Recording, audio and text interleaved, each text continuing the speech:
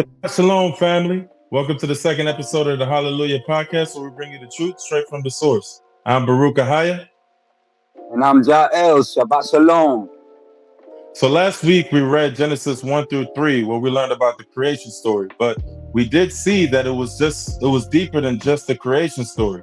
When you look at some of the words that were intended to be written from the paleo perspective, you see that the letters actually form a bigger picture around those words. Words like good. In the modern era, we know that to be a feeling, but in actuality, good was more of a function. It was tov. And you look at words like light, or, we look at lights and even scientific definitions of light, how all the colors come together. But in actuality, or is the power from the source, wherever that source may come from. Halelu'Yah. And talking about the paleo words, remember we were speaking about the nakedness of the humans, Adam and Eve, and then the snake, how it's subtle.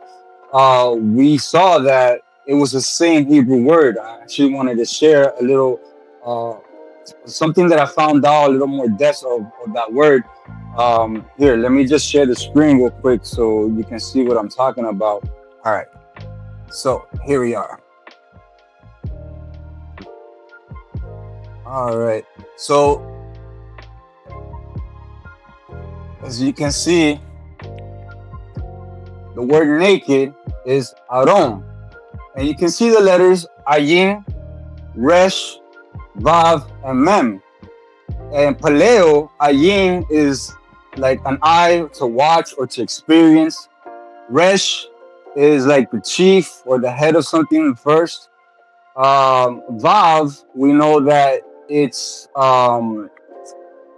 like a nail or in other words, to attach to something. Or to connect. And then we also have Mem, which is represented by water, which is chaos. So if we put these letters together, is basically that shows you experience, a chief that shows you experience or that connects you throughout the chaos.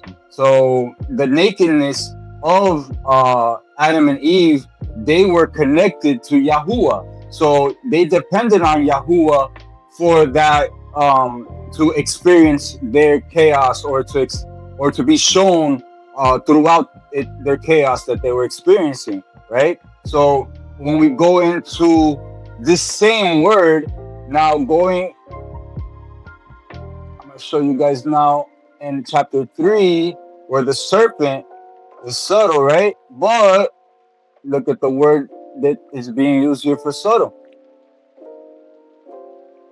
It's Arum. Now the difference here is the Vav.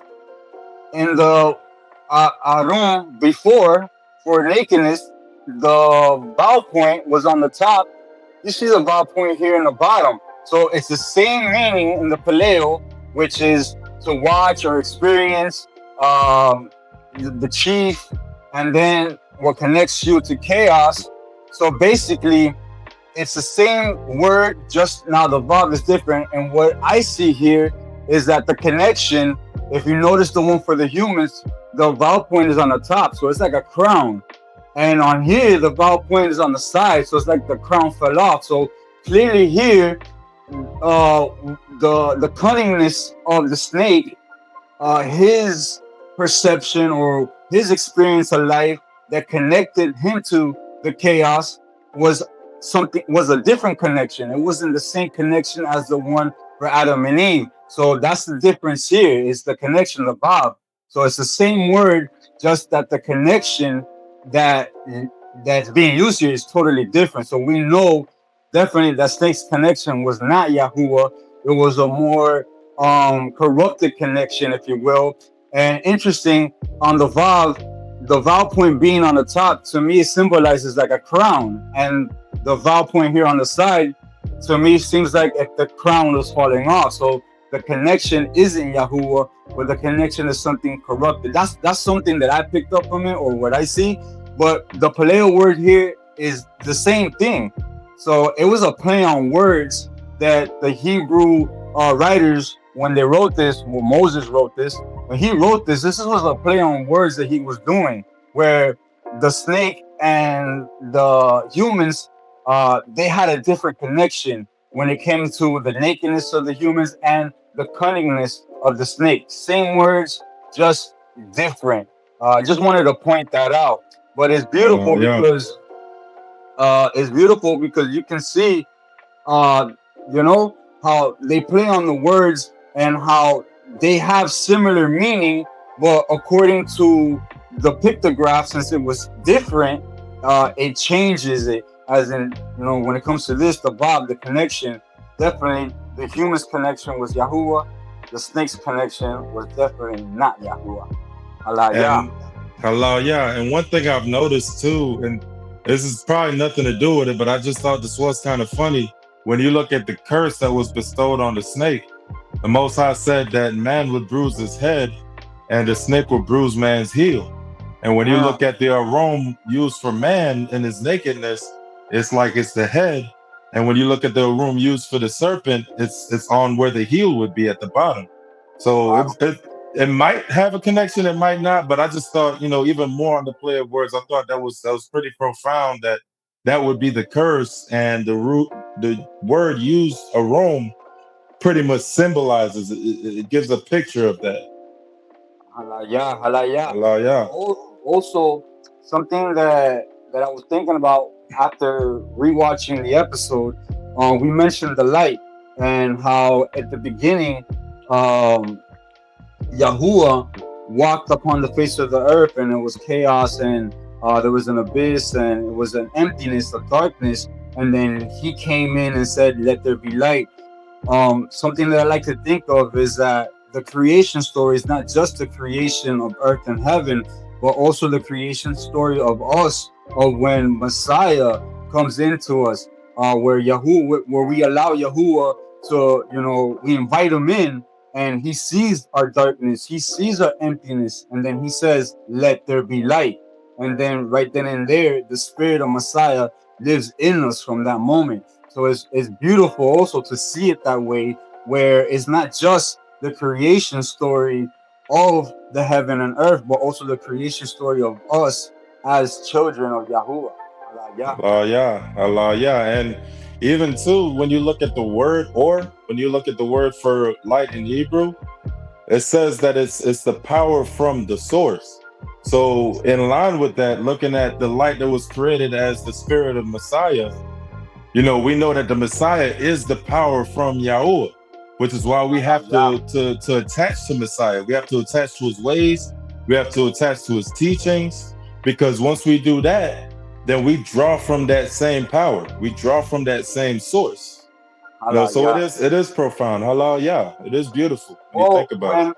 When Messiah, if he's the word and he's that light from the beginning, when Messiah came here on earth and he tabernacled with us, he dwelled with us, he definitely was that power from the source. He was the physical representation of that source. Halelu'Yah. So, anything else that you wanted to add, Brother Baruch? No, I think we could go ahead and get into chapter 4. So we can learn a little bit more about this power and this source. Yeah, because I know that if we keep talking, this is going to get long. Oh yeah. So let's get to it. All right. So,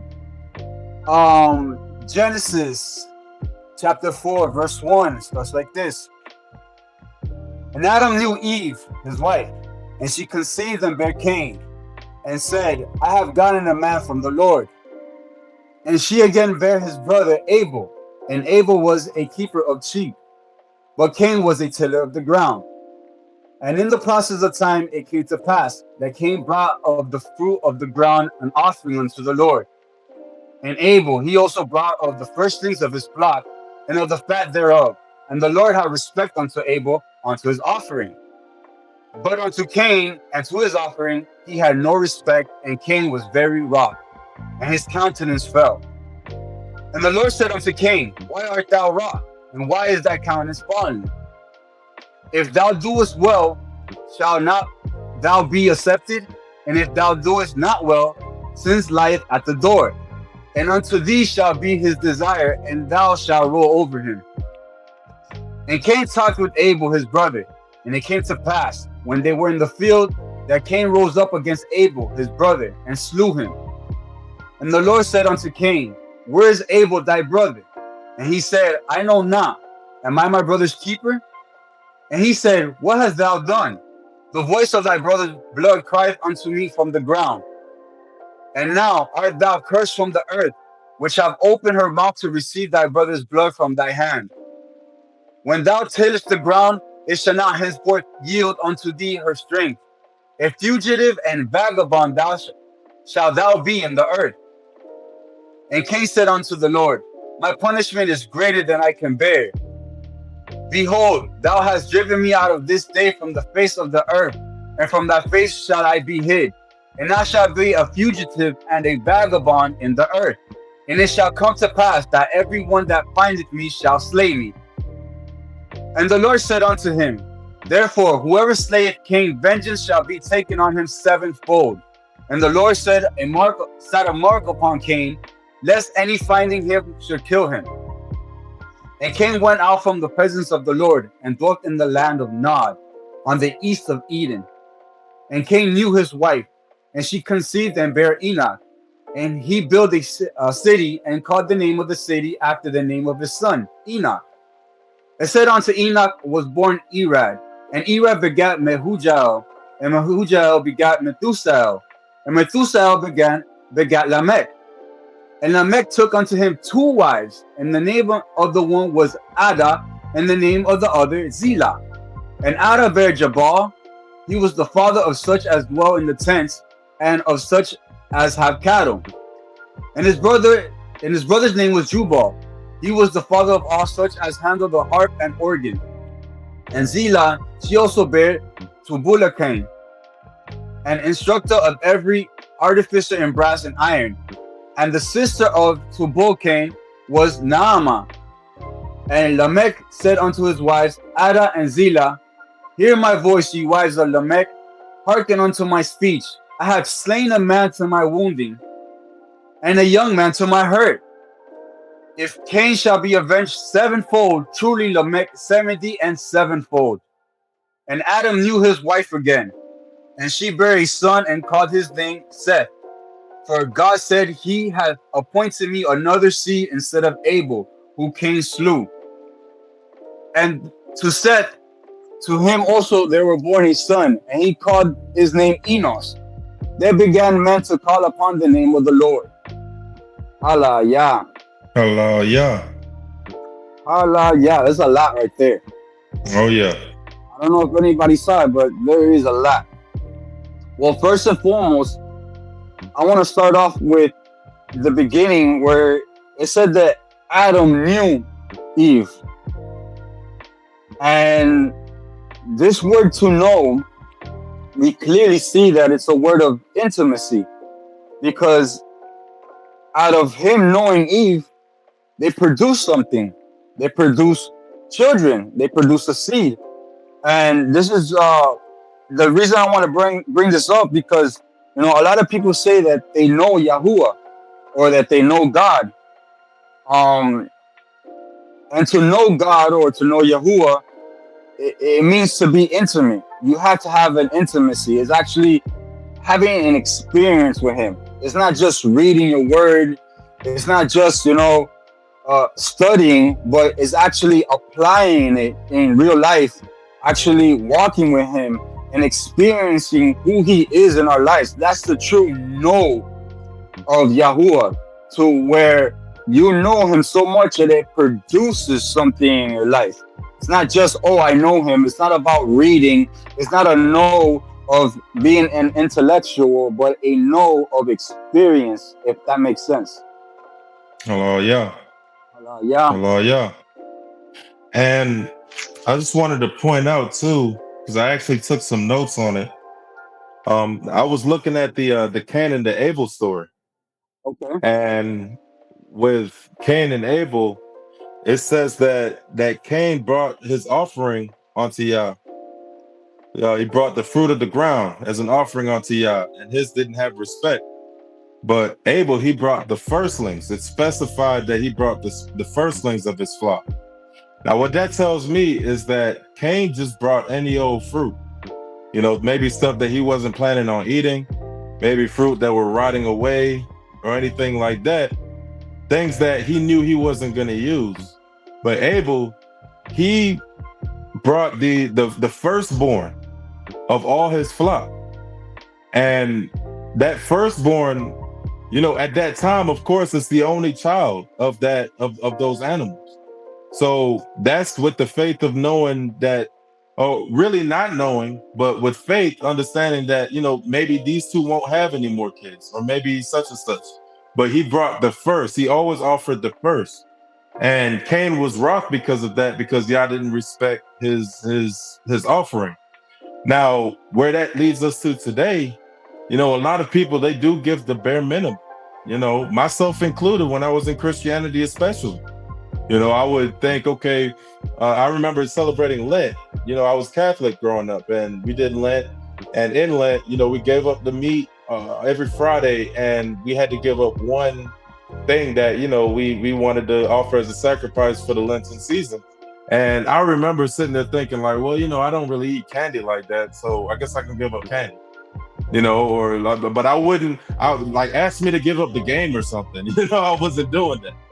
And it's funny now, but it really speaks to the mentality that we have as just people, where we're expecting everything from Yah, and when he doesn't give it to us, like Cain, we get wroth with it.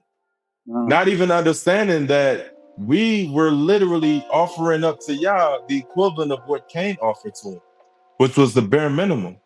Now, people like Abel, who want to give Yah their whole existence, we get mad at them. We want to fight them. We want to debate them. And it just really speaks to the modern era. You see it all throughout the scriptures, even with the prophets, even all the way to the Messiah, and how these Cain givers are so angry at the ones that are actually Abel givers, because they're receiving the blessings, or they don't agree with the way that they live. They get persecuted. So it's important to understand who are we really siding with, I guess, so to speak, in terms of our offerings. Are we more like Cain? Because if we are, we ought not to expect anything else but what Cain got. But if we become like Abel, then it's guaranteed that we're going to see the glory that we're hoping to see from the Most High Yah. Halelu'Yah. Yeah. And the word wrath, that's an intense word. Oh, yeah. It's not just mad. Wrath means he got hot. Because wrath has to do with heat and, getting agitated. And, so he got wrath. So he got hot with God, basically, in that word. And it's interesting, though, because as well, even though, to go to where Cain did what he did to his brother, he killed his brother, he murdered him, right? But when Yahuwah confronted him about it, he asked him, and this is mirroring what he did with Adam and Eve, where he knows what they did, of course he knows what they do, but he questions them. So it makes me feel that he always gives us an opportunity to repent or to plead our case. Not like how he did with the snake, where the snake, he didn't ask him anything. He just cursed him right then and there. Right. But Adam and Eve, they were asked and they replied how they wanted to reply. And he went ahead and cursed them according to, after what they replied. And the same thing happened with Cain. Cain wasn't cursed automatically. He was questioned first. He was allowed to plead his case. He said what he said, and then he got cursed. Halelu'Yah. And honestly, that right there kind of leads me to believe that that's sort of what judgment will look like for us. When we're sitting in front of the Almighty Judge, he's going to be having us plead our case, and he already knows where we're going. But I would like to believe that those of us who aren't keeping the Torah, aren't guarding his commandments, we're not going to have anything to say. They're not going to have anything to say. They might blame, they might do this or that, but that's the end of the road. But then those of us who are keeping Torah, he's going to ask us what we've done. And there's going to be a plethora of things that he's going to put in our hearts to say to him. And it's a beautiful, like when you really look at Genesis, it really paints a picture for not only the rest of the word, but also for the modern era and even beyond. It paints pictures like no other about the way that Yah really truly operates. And it's easy to gloss over because we're just reading a story. But in the end of it, when you look back and you actually understand that he's character building at this point, this is character development. He's showing us his character. He's showing us that as a human being, you're always going to have a chance to repent. It doesn't matter. You're always going to have that chance to repent, short of blaspheming the spirit, or committing suicide. But you're always going to have that opportunity to repent because he's always going to question you first. And that's definitely something I think that if we take into consideration more, we allow that to marinate in our hearts, then it can direct the way that we operate our lives. Hallelujah. And what he replied to Yahuwah, what Cain replied, he said, "Am I my brother's keeper?" And that's interesting because the word brother in Hebrew is ak. And those are two letters. It's Aleph and Chet. And what's interesting is that Aleph is symbolized by an ox, which means strength. And the second letter, Chet, is symbolized by a fence. So, in other words, an ox is someone who creates a fence or a barrier with strength. So, they protect you. Because what does a fence do? A fence keeps outsiders away, or keeps intruders from coming in. So an ak, when you look into the paleo meaning, it's that a fence, a strong fence, a strong protector. And when he said that, "Oh, am I my brother's keeper?" Like saying, "Man, I'm not my brother's keeper." Basically, what he was saying, "I'm not my brother's keeper." He was working out of his function. See how he's supposed to be an ak, which is a protective fence, a protective barrier for his brother, but he didn't assume that responsibility. So that right there was the beginning of his corruption, where he didn't see his brother like someone he needed to protect. Right. And as a matter of fact, he actually went the exact opposite way. It wasn't even that he was just not protecting him. He actually went as far as to be the one bringing harm to him. So not only is he out of order, but now he's completely transgressing against the order altogether. And the fact that he was to be his protection in that sense, and he ended up being the backstabber, that put him in a place to be, well, as you see, the curse. He's walking the earth as a vagabond. The ground won't give him anything that he desires. It's definitely more than just the murder that caused the ultimate destruction of his line. And when you look at the line of Cain, it's the sons of perdition.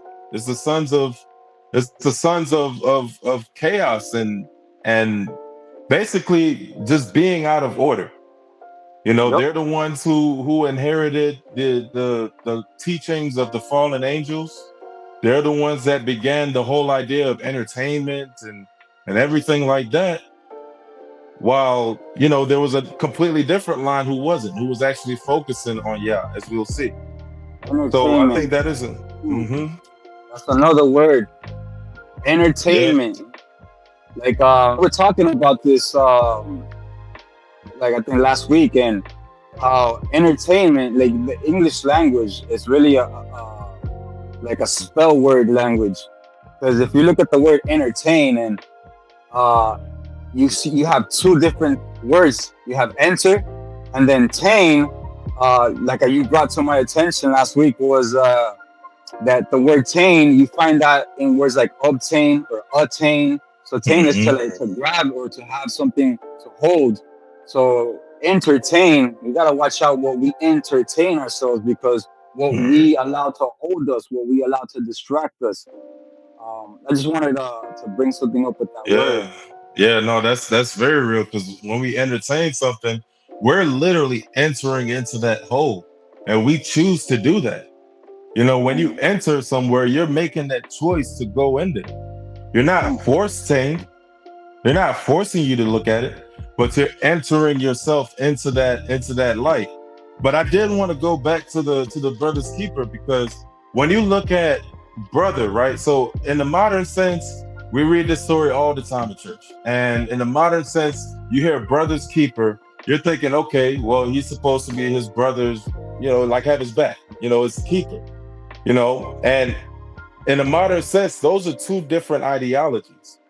Brother meaning, my kinfolk, my peoples, and then keeper, of course, meaning to guard. But when you look at the Paleo Hebrew way that they actually intended it, you look at brother Ak is that protection, but then keeper also. Keeper in Hebrew is shomer. That's three letters. That's Shin, Mem, and Resh, right? Shin meaning the teeth, which is to consume and destroy. Mem is the water, which is chaos and life. And Resh is the head or the authority of the chief. So really it means to guard or protect with authority, keeping chaos outside of the boundary. To guard and protect from chaos. Exactly. So you look at Ak and Shomer, those are two words of protection. Those are two ideologies of protection. That's the double, that's the confirmation, right? Yah, he establishes a matter 2 or 3 times. Even in that ideology, in that word, there's 2 times that he's bringing protection to the plate. You got to be as a brother, you are the keeper, because think about it. If the word for brother is Ak, and Ak is represented with an ox and a fence, which is a strong fence, what does a fence do? It keeps things within, or it keeps things out. And then the word keeper, shomer, that's double, because now you're chiefly destroying the chaos. So you're not just keeping it, now you're destroying the chaos that could come towards your brother. So basically, it's like being a watchman, being not only the fence, but the one that's gonna be there at the fence, at the front line, to protect your brother in case something does happen. That's powerful right there, brother. That's very powerful. Halelu'Yah. And you know what's interesting? The word Ak as well, because the same word, just like in the English language, you have like red or red, one is a color and one means that you read something. So the word Ak also is a word that's used for like a fireplace, a hearth. And the Ak is actually the stone or the border that's outside. And with that same meaning, it's the Ak is something where the family gathers, or it keeps the family warm. So being an Ak, not only are you protecting your family, but you're the one that also brings warmth to your family. Halelu'Yah. Halelu'Yah. Halelu'Yah. And I know I was speaking to Ak Jaels, and he brought to my attention something quite profound with the names that were used during Cain's line. Yeah. Actually, I want to touch on something before we talk about the Cain's line, because something interesting that popped up to me when we got to Lamech. Lamech, he says that if Cain was cursed 7-fold, surely he'll be cursed 70 times 7. And 70 times 7, we've if anybody reads, that has popped up to you in other occasions, right? For instance, 70 times 7, and I ask anyone challenge me on this, but 70 times 7, its value is 490. The only Hebrew word Paleo Hebrew word that's value is 490 is tamim. Tamim means to come to completion, to complete. And this is the only word that is valued at 490, not including an I am or not including vowel points or anything, but purely Paleo Hebrew, just the way it's written in Paleo, equals 490. And it's interesting because Lamech is the 7th generation from Adam, and he says that 70 times 7 he shall be cursed compared to Cain. And I see that as in corruption or sin was completed with Lamech. See, Cain was the beginning of corruption, was the beginning of the downfall, but when it came to Lamech, it came to a total completion. He murdered. He was definitely out of line. He did things that, Lamech was definitely, compared to Cain, was definitely out of order completely. The first to take 2 wives? I was gonna say that. I don't want to ruffle any feathers, but according to Genesis, the first chapters, the design was to have one wife, and Messiah also, I think, he confirms that as well, where we should have one wife. And the Torah does not speak against having multiple wives. I understand that, but the first person to take 2 wives to be a polygamist is Lamech. So it started with the line of Cain. I'm not pointing any fingers. I just find it interesting that it was Cain's lineage that was the first one for a man to have 2 wives. So do you guys want with that information? But it did come from Cain's line. And yeah, Lamech, the name Lamech means powerful. So definitely, when it came to Lamech, corruption came to its full power. It came to a completeness, 70 times 7. He was very boastful, all that. So, yeah, I just find that interesting that he said, 70 times 7, and it does mean completion once you put it into that perspective.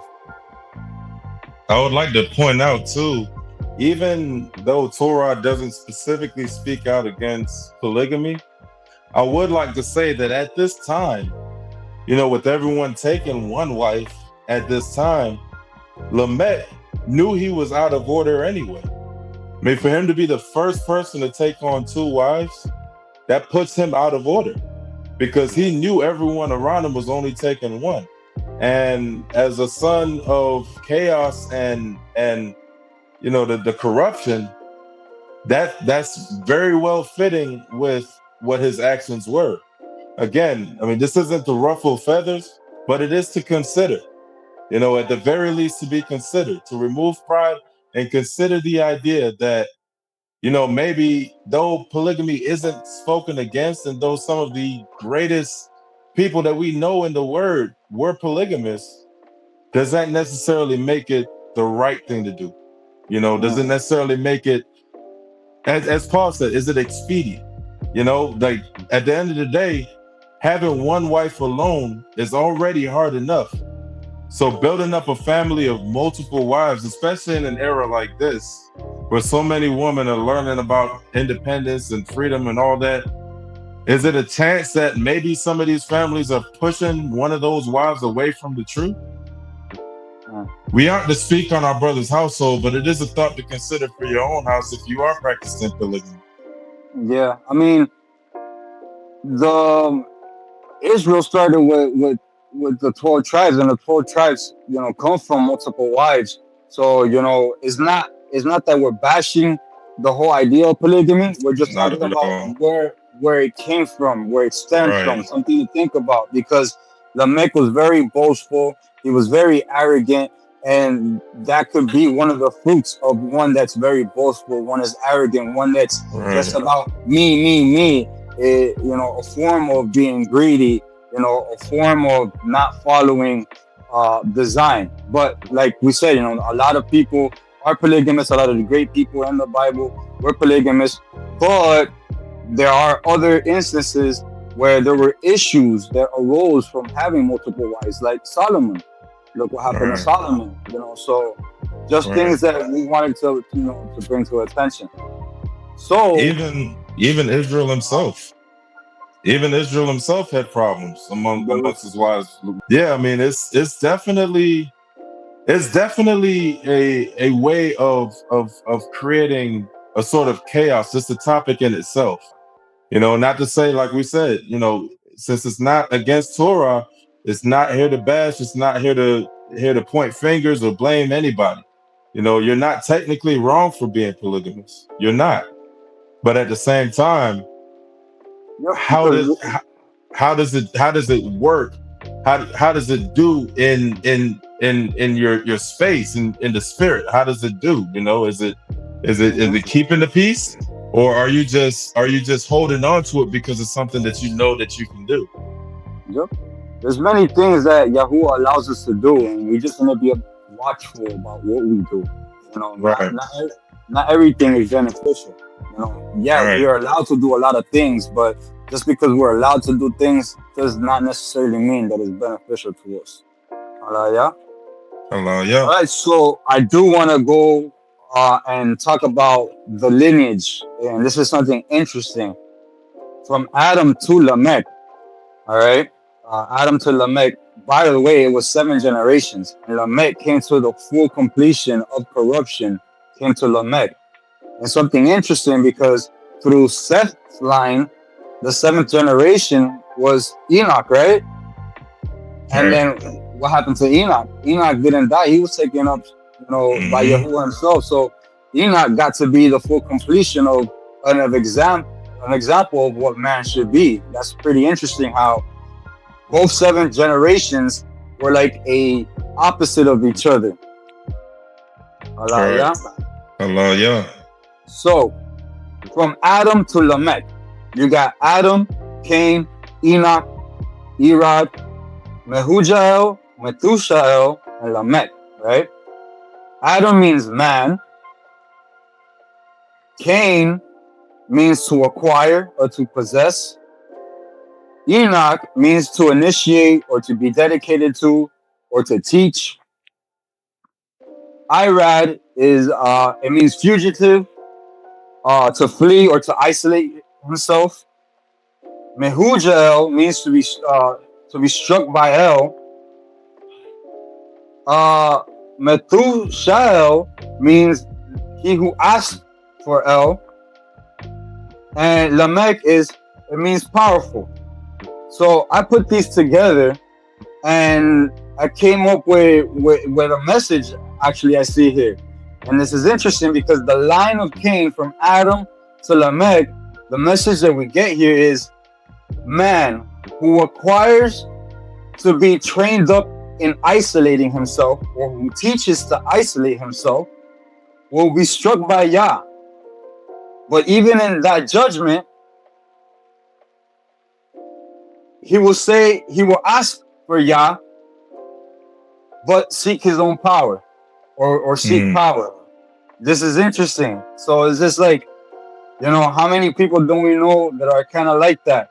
People who are required to be isolated, or do things their own way, and Yah punishes them, and even then, throughout that judgment, they'll say that they are of Yah, but in reality, they just seek power. Oh, That's that is profound.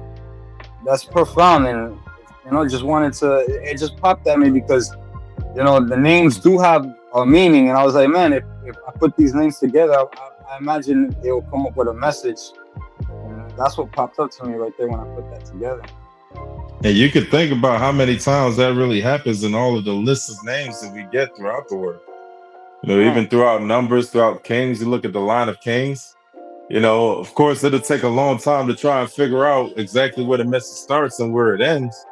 But I'm willing to bet, because these people were naming their children just, the kid was born and they named him. No real conversation with the Most High. Of course, not Cain's people. A conversation with the Most High about, oh, well, what would you name this one? And that's not the case.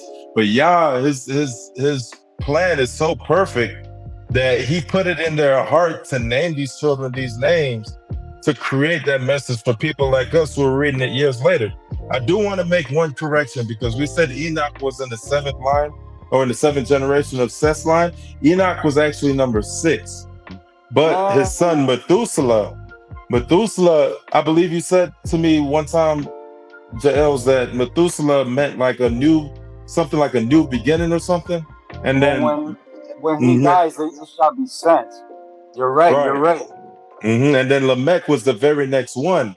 So Lamech technically being the seventh generation by way of that definition alone. So you see Lamech is a seventh generation, the same namesake on either side, you know. But Enoch, he ended up being the one who the Most High considered worthy to raise up, to show him Brother, everything that he showed him. so I'm gonna correct you. I'm sorry about that, but it is Enoch is on the 7th. Methuselah is the 8th one, and the number 8. You told me something about what the number 8 means, and that was the the new beginning, the new beginning. So Enoch Right. is the 7th generation. I'm looking at the lineage right now. Methuselah, it is a new beginning, and I'm not gonna give you guys the answer right now because that's on chapter 5. So we'll go through that once we finish reading chapter 5. But yes, Enoch was the 7th generation. And you're counting. You're counting from Seth, or you're counting from Adam? Adam being number 1. Adam being number 1 on both sides. I didn't count Adam. I thought you were counting Seth. No, That's what it was. We're counting because the same from Cain. With Cain, I counted Adam as 1. Adam being the first generation because he is the first generation. You get me? Second generation would be Cain and then Seth. You get it? Because they're brothers, and then so on and so forth. So Adam is definitely the first generation. And it does make sense for Methuselah to be the 8th because being the 8th, his name has a meaning that corresponds to the 8th, which we will go over and not go ahead of ourselves, Brother Baruch. Hey man, we talk about names. You talk about names? Yeah.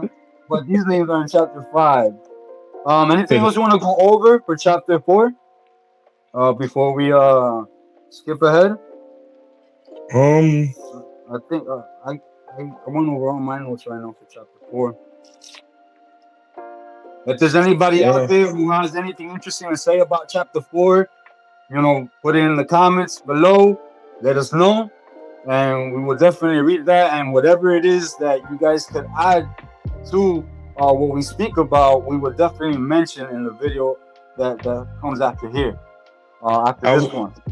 I would like to say, I noticed, so Seth is in this one, so I could talk about this.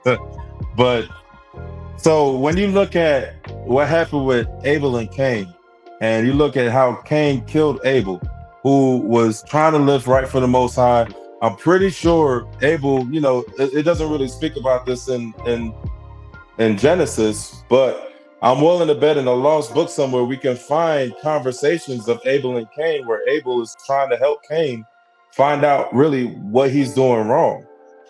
And, when you look at what Abel did, bringing the firstlings and really presenting himself to Yah. And then Cain, who was wroth, he was a son of corruption, he murders him.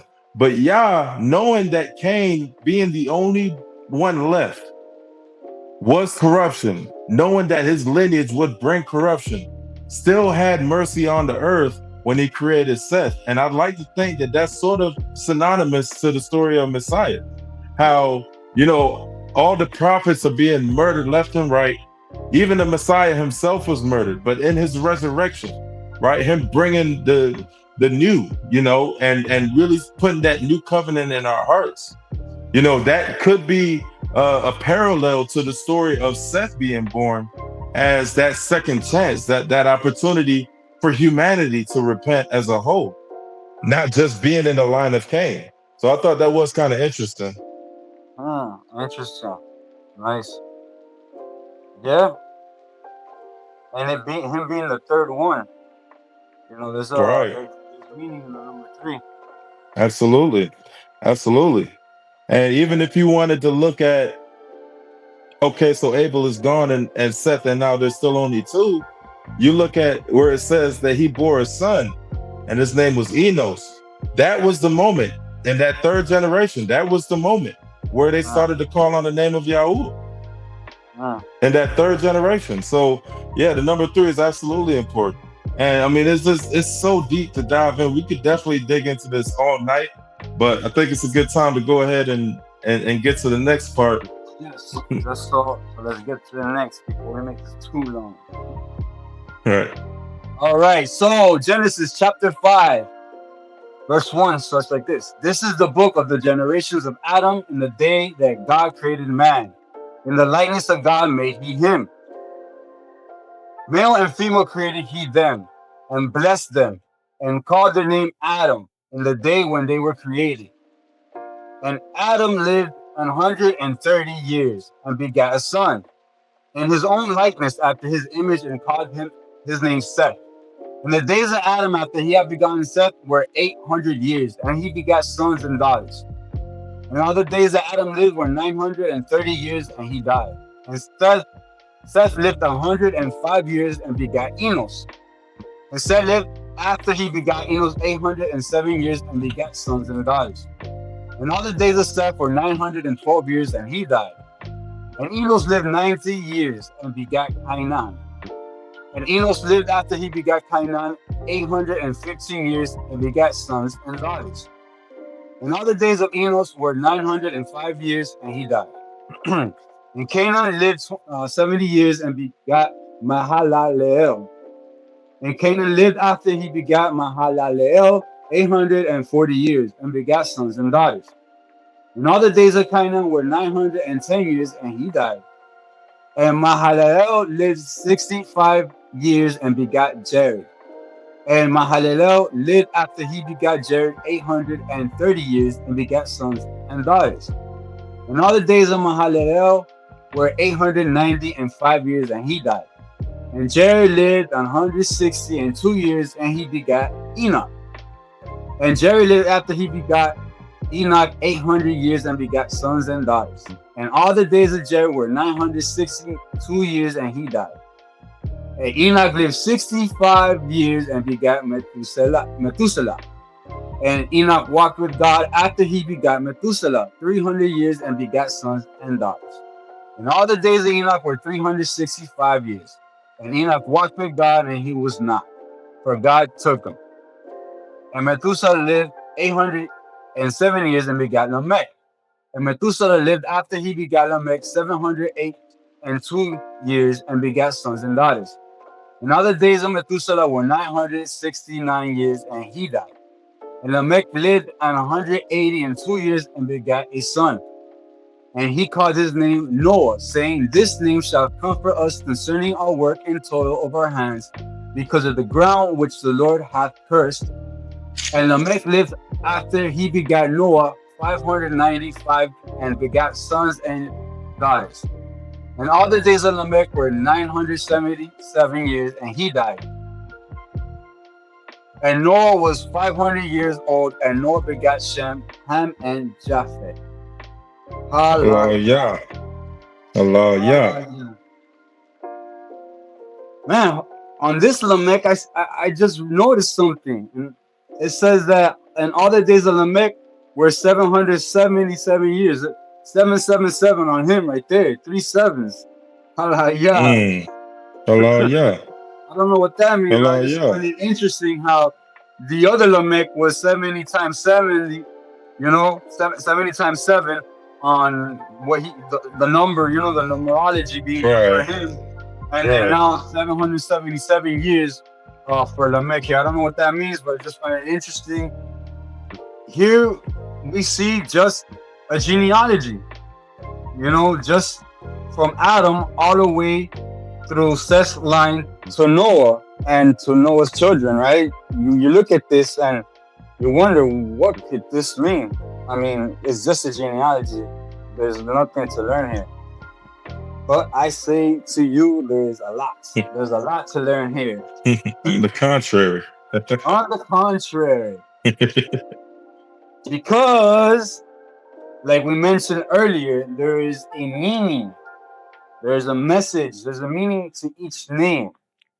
And if we put together all the names from Adam, not only from Adam to Noah, but from Adam and also adding Shem, Ham, and Japheth, because those names were mentioned too, there is a message. All right, message. There is a message. So let's go from Adam to Noah.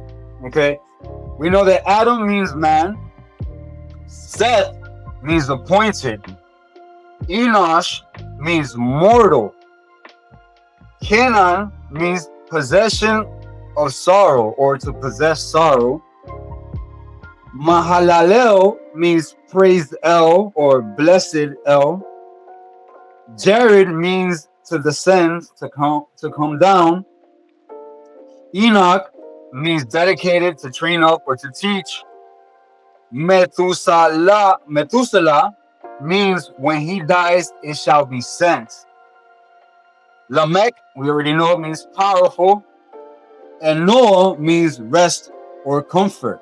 So if you put these names together, we get man appointed mortal, possessing sorrow, praised El comes down, teaching when he dies it shall be sent, a powerful rest.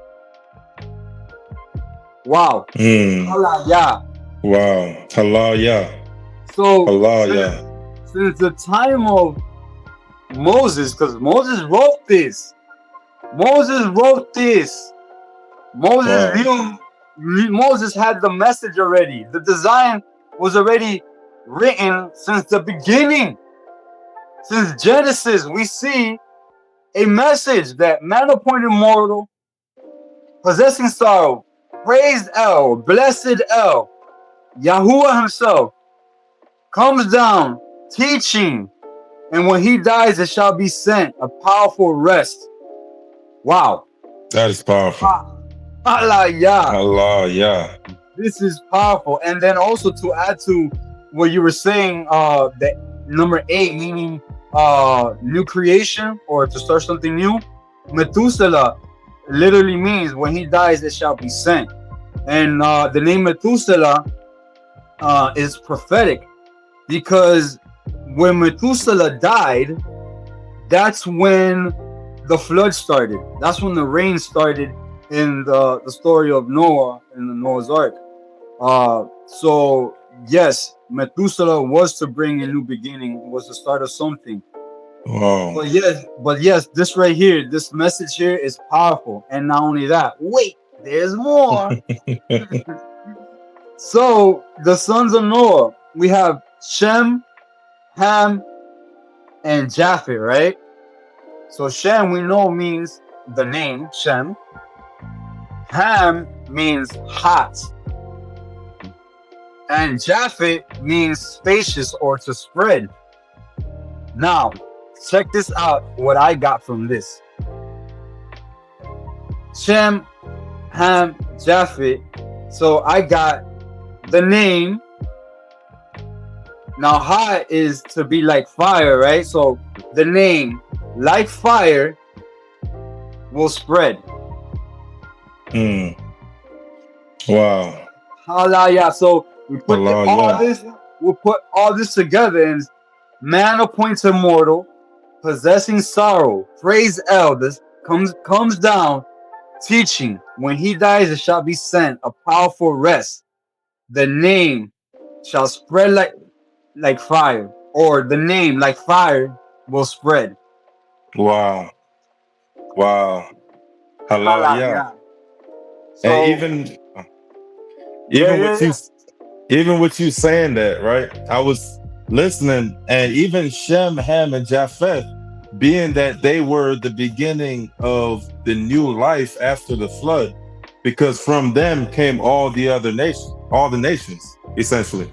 So when you look at Shem, the name, Ham meaning hot, and Japheth meaning the spread, it's prophetic in and of itself. Because you look at Shem, right? Now, the line of Israel comes down from the line of Shem. And the line of Israel is the only nation that received the name, that received the word from Yah when after the Egyptian Exodus, they were the ones to receive the Torah. So it was our people who got the name. So Shem, we know they have the name.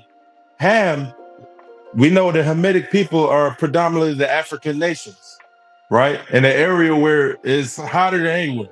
You're not really going to find snow down there. I heard it was snowing in South Africa this past year, but that's crazy. But Africa is usually not synonymous with snow, right? So it's hot. And then Japheth means to spread. You look at the nations that spread their influence across the world, the Greek cultures, the Roman cultures, the Vikings, right? The barbarians, all Japhethite nations. And they spread. And now here we are living in a land that completely adopted its culture from the Romans, from the Greeks, even from Egyptians, but the Romans and the Greeks stole the Egyptian culture. And that's why that culture spread. So it's just so many different ways, but they all really have multiple meanings. And it's really beautiful when you start to actually look into the depth of what these things mean. I wanted to say too, with Lamech, you mentioned how the corrupted Lamech mentioned 70 times 7, and the blameless Lamech lived for 777 years. I also noticed that name means power, right? Literally in English, if we were to name our child Lamech in an English translation, we would literally name our child power. So when you look at the numbers that play there for that name specifically, the fact that it's the only one aside from Enoch that shares a name with someone from the corrupted side, right? One of the only ones to share that name. The name means power, and they're both referencing a form of perfection in one way or another. You know, it's important to see power can come from multiple different places. You can have corrupted power, or you can have blameless power that comes from the source, the Most High, the light, right? So I thought that was interesting. You know, when looking at that, I don't really know how that furthers study, but I do think that is an interesting point to note. Also, too, the name, where was it? I'm sorry, Jared, right? The name Jared means to come down. Now, I know this isn't written in the authorized versions of the text, but I'm sure some people know. But for those who don't, there's a story in the Apocrypha where it shows that Seth and his line, his generations that came after him, they were up on top of a mountain. And they used to look over the mountain at the sons of Cain, who were at the bottom of the mountain. And, you know, while Cain was at the bottom of the mountain, living in corruption, doing what they do, the sons of Seth were up on top of the mountain. As they said, after Enoch, they started to call on the name of YHWH. So they were up there calling on the name of YHWH, worshiping him in spirit and in truth, abiding by whatever it is at the time the Most High told them to abide by, because they didn't have the written Torah at that time. But Yah spoke to their hearts by way of their parents, I'm sure. So they're living in a lifestyle that was pure to YHWH. By the time Jared's generation came through, they started to look over the mountain and see Cain was partying. They were having fun. They were being entertained. You know, they had entertainment, and they were enamored by that. So a vast number of our people that were on the mountain actually journeyed down the mountain to Cain to mix with to come down and exactly in that time frame. So they were mixing with Cain. Oh yeah, and that right there is another reason why when you see names, don't just take it at face value. There's always a story there, you know, even if it's not something that's necessarily showing you how to live for Yah, right? But there's always something there that gets you a little step closer to what the truth behind what was actually written is about. Halelu'Yah. Allah, yeah. And I was thinking about what you were saying because Shem's line is the one that carries the name, right? Right. And in a lot of Hebrew, um, well, in the Hebrew culture, almost everybody's name is something Yahoo or something else. Mm-hmm. So Hallelujah. definitely Shem's line carries the name. Carries the So, name. they carry the name. And something interesting also that you said about the Japhites, um, how they spread, and it was them that basically spread their influence. And I feel like even though, it wasn't Shem's line, at the end of the day, everything that happens is because Yahuwah allows it to happen. You know, Hallelujah. he's the one that appointed everyone and gave them their tasks and all that. Everyone is fulfilling their purpose according to how they were born and what they were sent here to do. And I believe that even though the Japhites weren't necessarily followers of Yahuwah, they hijacked the Hebrew culture, right? And they took Right. their own form of it and they spread it, right? But Right. even that, what the enemy does, Yahuwah will still use it for good, because it was because of them spreading their version of the Hebrew culture that a lot of people, got to learn about Yahuwah.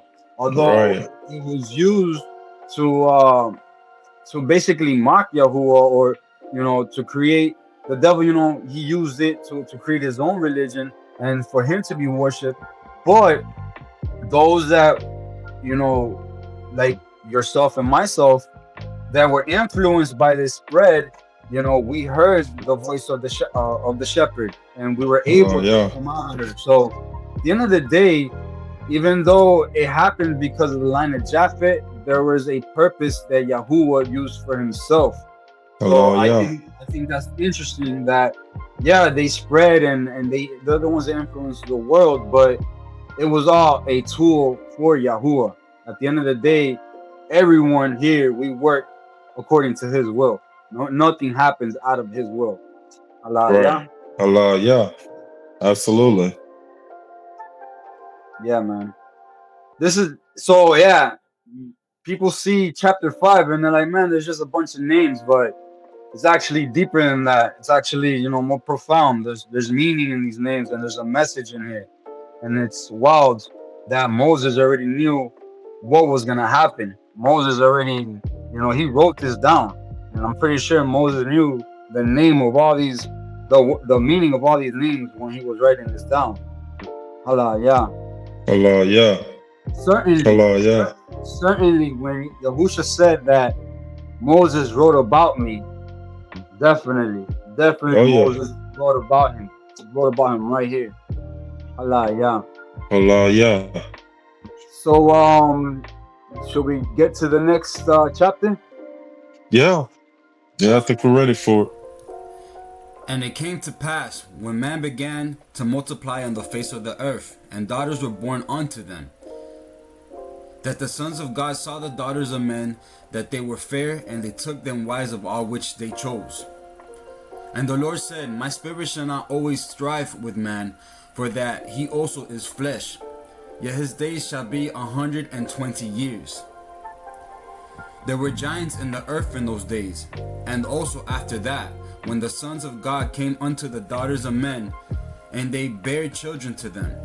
The same became mighty men which were of old, men of renown. And God saw that wickedness of man was great in the earth, and that every imagination of the thoughts of his heart was Only evil continually. And it repented the Lord that he had made man on the earth, and it grieved him at his heart.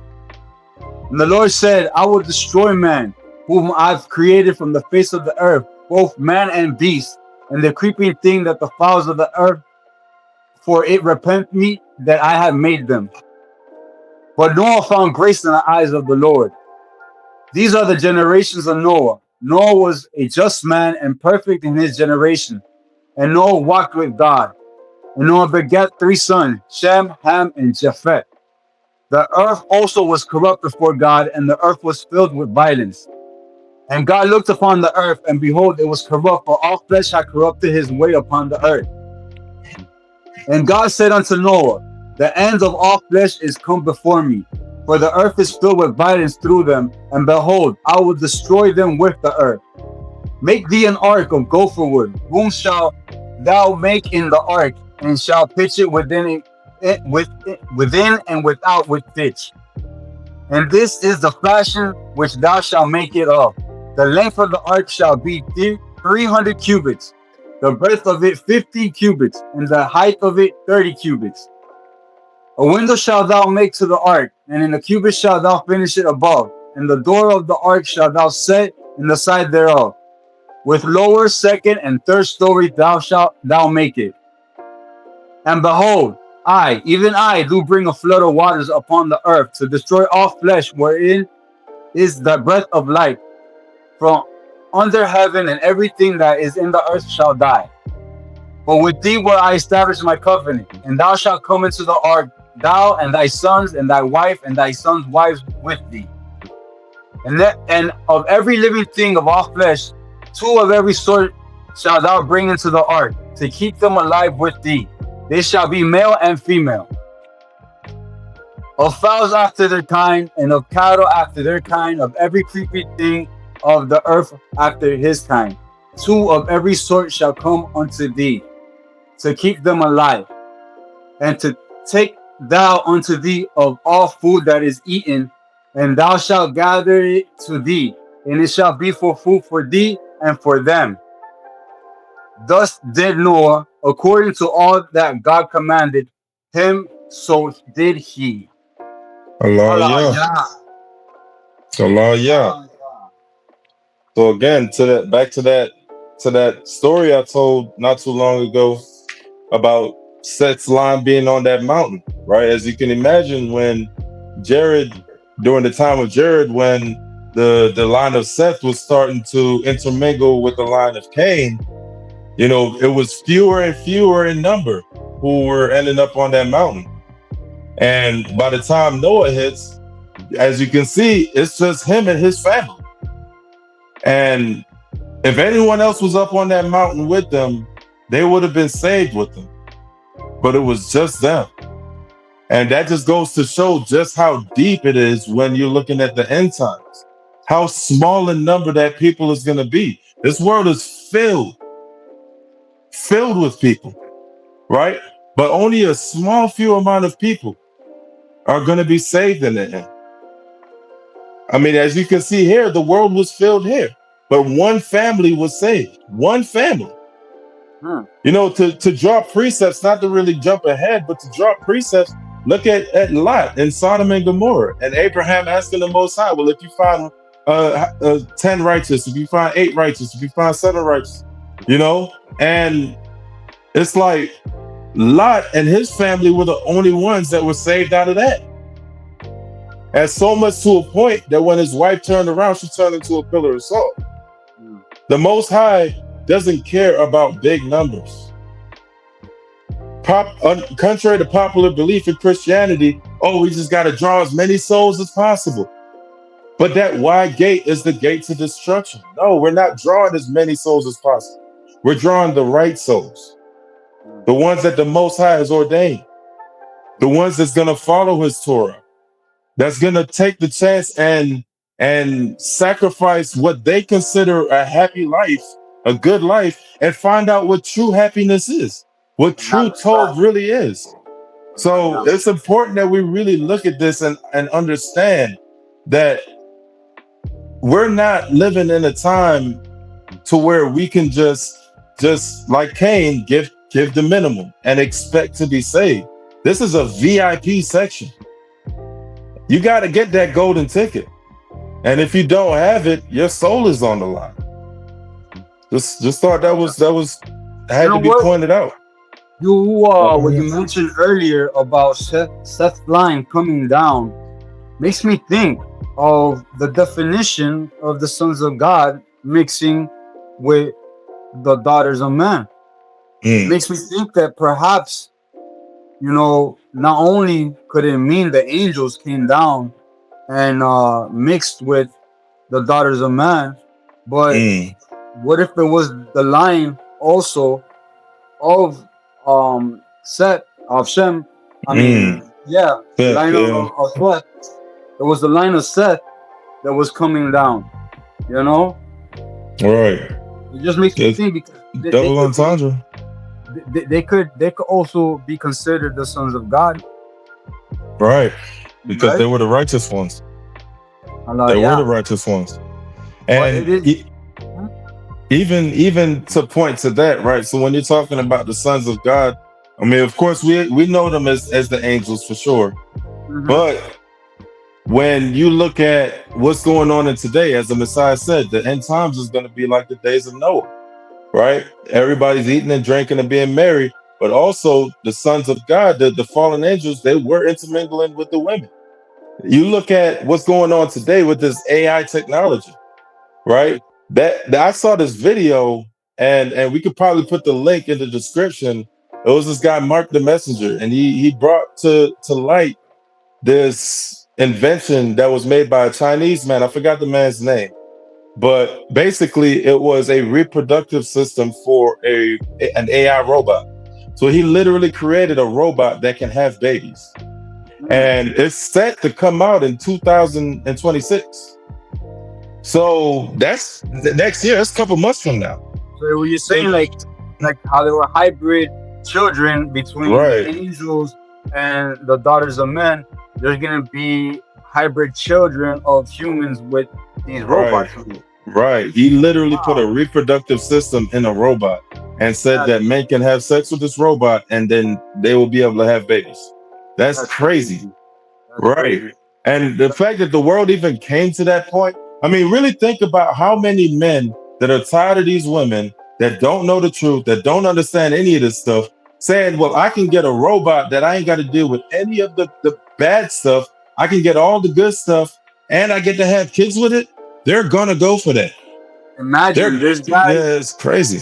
There's guys who have dolls right now that don't even move or talk to them. And they spend a lot of money. Those things are expensive. Yeah. So I believe surely they will definitely get with a robot, because at least a robot will talk back or be programmed to their liking. So I think it's something that's really possible. So when I get back to the word though, the sons of God mixing with these women, it says that in the word we look, the Hebrew word is Nephilim. So these giants were produced, these Nephilims, and it says here there were mighty men which were of old, men of renown. That makes me think that, men of old, that means that they're men of like myths. There were myths or folklore created about them, or they were spoken about. They were known, and Legends. men of renown. There were legends, exactly. Mhm. There were legends. So it's crazy that I think about it, and what if these Nephilim are the beginning of pagan gods, where these legends and these myths were created, and the humans started, worshiping these Nephilims or looking up to these Nephilims? Makes me think that, because when it talks about men of renown or men of old, I feel like, these people were spoken about. These people, they wrote stories about them. There's legends written about them. It's just interesting to me that perhaps that these pagan gods, they're, the beginning of them comes from these Nephilim. Right. Halelu'Yah. And I just want to point out too, for everybody out there that wants to create a name for themselves, who have big dreams and aspirations to be this great figure that history is going to remember, look at this story. Really look at this story. These were the Nephilim giants. These were the sons of perdition, the sons of Cain, right? Mixing with the sons of the Most High. The daughters of Cain mixing with the sons of the Most High. So you're looking at becoming synonymous with a group of corruption. And even though the world paints this picture that being this grandeur, like being Michael Jackson, Michael Jordan, Jay-Z, LeBron James. All these people have all this talent and use that talent to glorify themselves, and the world glorifies them. At the end of the day, what were we put here to do? Glorify the Most High Yah. That is the number one authority that we were given, is to glorify the Most High Yah. So at the end of the day, when we're trying to put all of this clout on ourselves, we're literally trying to become like the Nephilim giant, so to speak. Want to be men of renown, want to be legends to the world. It's backwards. And it's crazy that you mentioned that, and people actually idolize these people. They actually worship them in a sense. I mean, there's people who see celebrities and they can't even act right. They'll have like an anxiety attack or something, because they're next to them. Or these people follow sports celebrity like it's their religion. You can ask someone about the history of a football team, and they'll tell you, oh, they won the Super Bowl this year, and they had these people on the team, and then the number of the jerseys of everybody in that team, and so on and so forth, and XYZ. But you ask them to name you someone in the Bible, just anybody, someone, they can't even mention a name.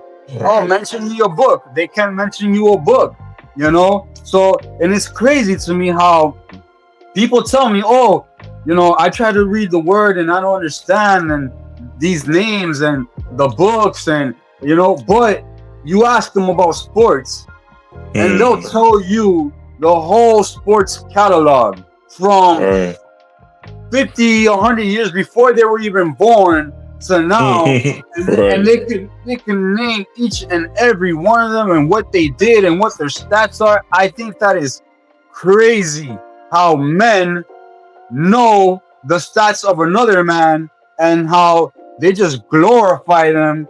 And I just think it's crazy. And you don't know nothing about Messiah at all. That's so wild. I mean, that's honestly, it's practical, right? Like we're trying to bring the truth, and we're trying to do it in a way that is practical. That's modern, right? What Jael's just said. I remember a long time ago, I was in this neighborhood. I lived in this neighborhood, and there was a girl that lived in there, and she was really like, Beyonce was it. She would go so far as to wear the wig and say she was Beyonce. And it was crazy to me, because when you hear from the Bible, when you hear from the word, okay, they were idolaters of men, they idolized men. I mean, you're thinking, okay, some great grandeur, oh, they were probably bowing down, worshiping them and all that. But no, we do, this modern era of people does the same exact thing that they did back in these times, especially when dealing with those men of renown, right? They again, idolize them. They look at them, even from a perspective of a young child, right? A child could look at, say, Michael Jordan, and then their parent would encourage that, would really condone it and promote them desiring to be like Mike, right? Almost to a point of where they want to be Mike, and they trying to beat all his records, and they're so focused on this one thing. And it's not to say that having goals and dreams is a bad thing, but when it takes away from even a slither of just, okay, well, I'll read a verse a day, I'll read a scripture a day or something, just something as small as that for somebody that hasn't been introduced to the meat yet. If you're still on the milk, right?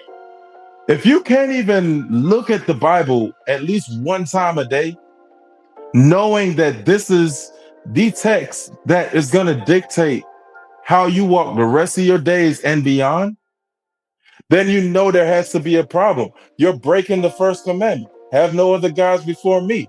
People could look at that and think it's some big thing, but it's so simple as focusing more on the stats of a sports team than focusing on your own salvation. It's crazy how relevant this word.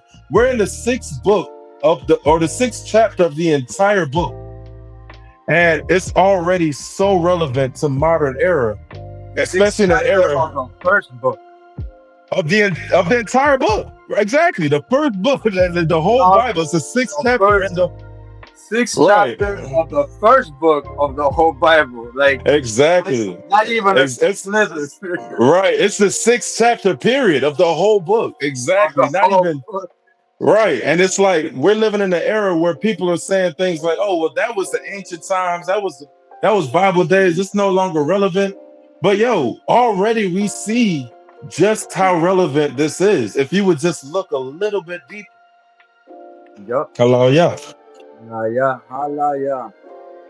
Man, I'm here looking at the word, and it's interesting to me how before we have mentioned how animals were never appointed as food, right? And how it was the seeds and the herbs and the vegetation that the word says will be food for us. And here when the Most High is telling Noah what to do with the ark, he says to put the animals in there and to keep them alive. And then he says, and take thou unto thee of all food that is eaten, and thou shalt gather it to thee, and it shall be for food for thee and for them. So even up till now, where humans are still not eating meat, not eating animals, and they're eating vegetation, and that's food for them and for the animals.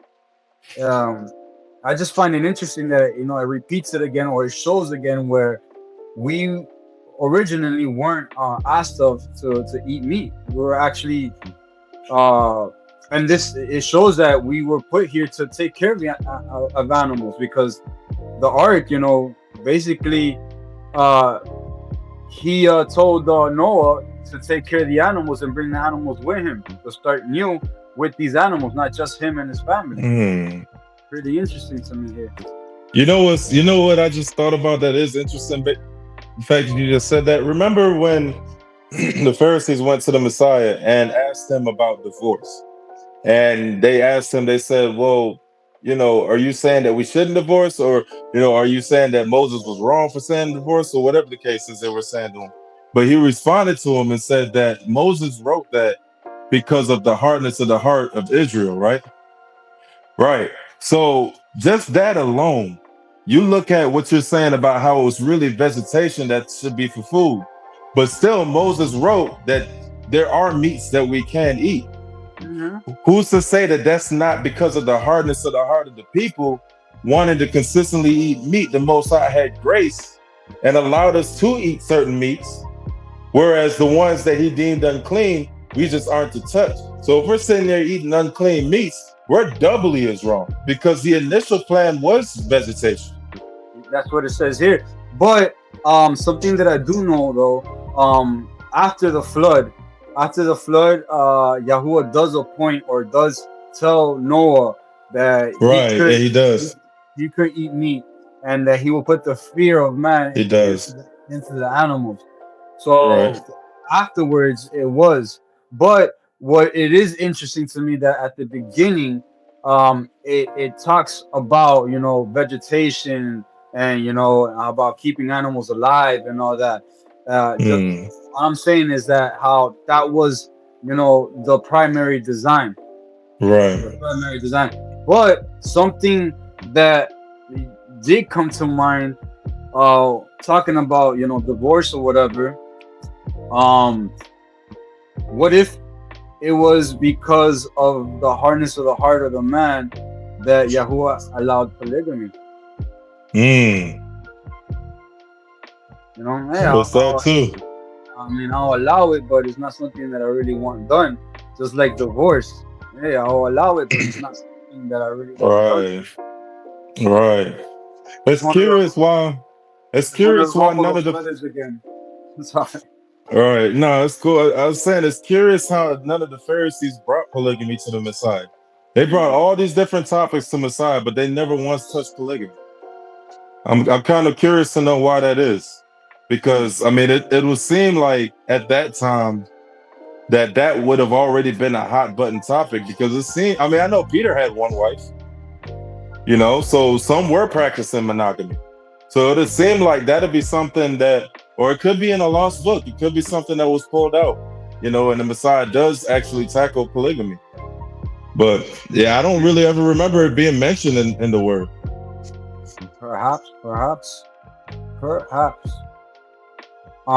I just comparing to what you said about divorce, perhaps that's what Yahuwah just allowed it, not necessarily Right. he wanted it to be like that, but because of how we are, Awareness. our nature, he just permitted it. Yep. Halelu'Yah. Allah, yeah. So that was chapter 6 right there. Okay. Allah, yeah. Okay. Is there anything else that you wanted to touch on here? I just want to talk one more time, or real quick, about the specificity of what Noah was told to do. And again, bring this to people who are still on the fence about, Christianity versus following the truth, actually reading their word. Christianity says, believe in the name of Jesus and all shall be well, right? Once saved, always saved, all of that, right? They say that the law is legalistic. They say we don't have to keep the law anymore because it's burdensome.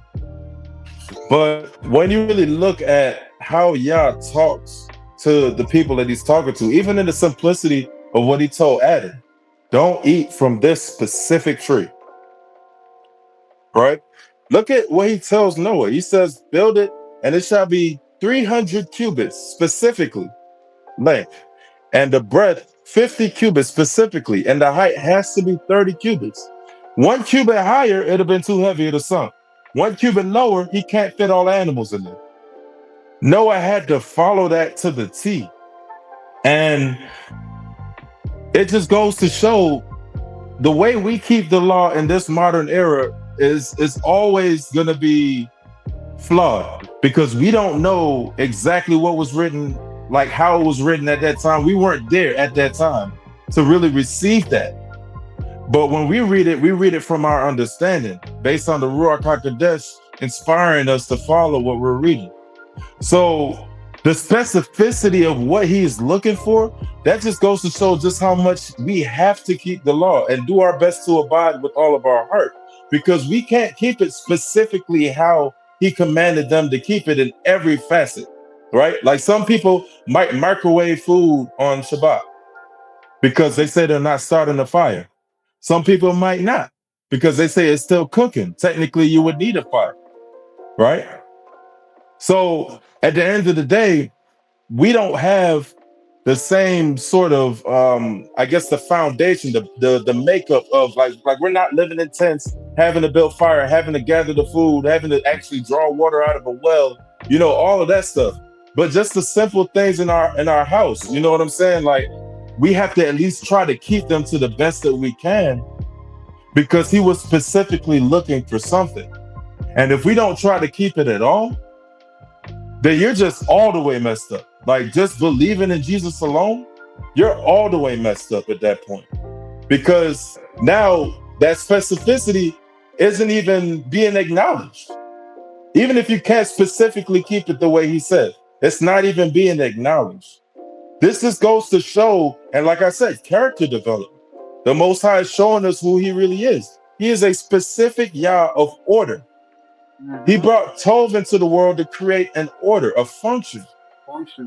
And that function lied in the 300 cubits, the 50 cubits, the 30 cubits, the one window, the one door.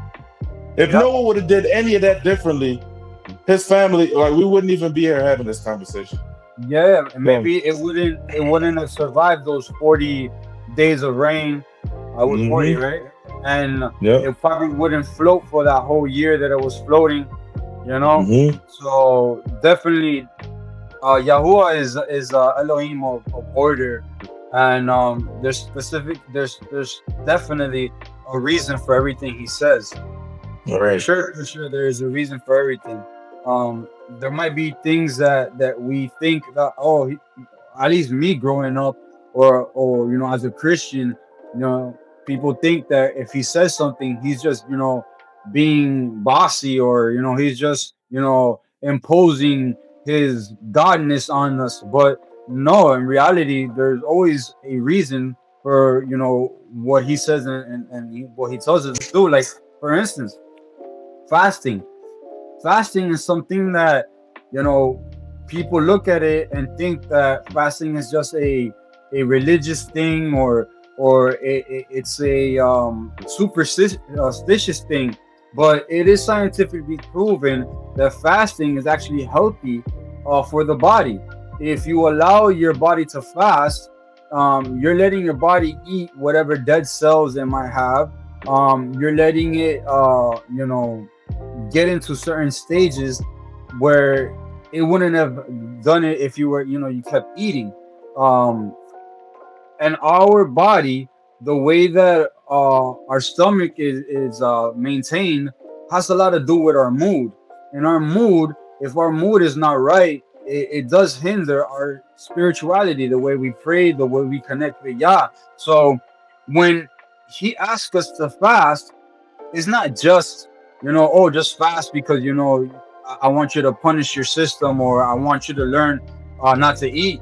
But it allows us to purify our bodies, because our bodies are releasing these toxins and taking care of whatever junk that might be in there, and that actually helps our body align with our spirit and actually get connected very well with Yah. So when he tells us to do things, it's not just because. There is an actual reason, and there is a scientific proof to everything he tells us to do. Even from asking us not to eat pork, or whatever other foods, the dietary laws. There is a scientific reason behind those dietary laws. Maybe no one saw it back then because there was no science to prove the stuff, and everyone thought maybe it was superstitious to think about the dietary law. But if you look into it now, we have the internet, we have so much information at our fingertips that we can actually see the reason why Yah would tell us not to eat certain foods, like bottom feeders, pig that eat trash, dogs. These are animals that, first of all, they eat trash, and second of all, they don't even sweat, so they don't even get rid of the toxins. They keep the toxins in. And from the beginning of time, he told us not to eat them. So it's not a punishment. There is actually a reason why, he tells us not to do certain things. So definitely everything he says and everything he asks of us is for a reason, has a purpose behind it. Hallelujah. Hallelujah. Well, that was episode 2. If anybody has anything that they can add, anything they can implement to what was spoken on this episode, and for chapters 4, 5, and 6, anything that we didn't touch on, that we could talk about, that you can bring to our attention, or anything that we said that maybe wasn't right, or we didn't say the full truth on it, or that we could extend it on, please, add it on in the comments below. We don't think we know it all. We would never think like that. What we do want to do is grow as a community, grow as ox, and learn from one another. That's the whole point of this, is to sharpen iron between the community that we start building now. So if anything you guys can add or want to talk about, add it on the comments. And don't forget to like, share, and subscribe, because it's going to help us get the message out to everyone else. The algorithm is a beast, so we definitely need to be able to spread the word. We love that y'all are on here watching, and we thank you, and we praise Yah for you and for all the support. So until next time, One more thing before we sign off, guys. Keep your eyes on the sky, because the next new moon that's coming is Yom Teruah. Yom Teruah, the day of trumpets. So we are getting into the modeim of the fall season. It starts with the new moon, Yom Teruah, then it's Yom Kippur, and then it's Sukkot. And it's what's interesting about it, it all has to do with Messiah coming back. It's like a dress rehearsal of Messiah. Day of trumpets. Just wanted to mention something interesting is that in Hebrew culture, when the husband was to come to the wedding or to the marriage ceremony, they will blow on the trumpets. So Yom Teruah, when we blow the trumpets, we're basically announcing the coming of the Messiah.